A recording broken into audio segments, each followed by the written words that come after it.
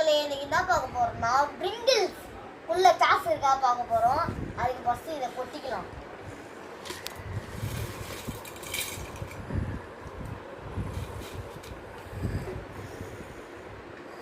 Taste நல்லாதான் இருக்கு, சாப்பிட்டு பார்த்தேன்.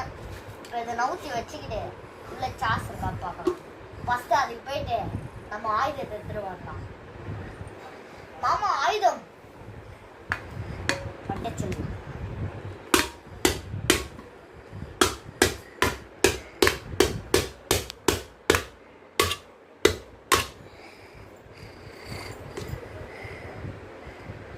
பாருங்க மக்களே, சாஸ் இருக்குன்னு பிரிங்கிள்ஸ் டப்பா வாங்கி ஏமாத்துறாதீங்க மக்களே.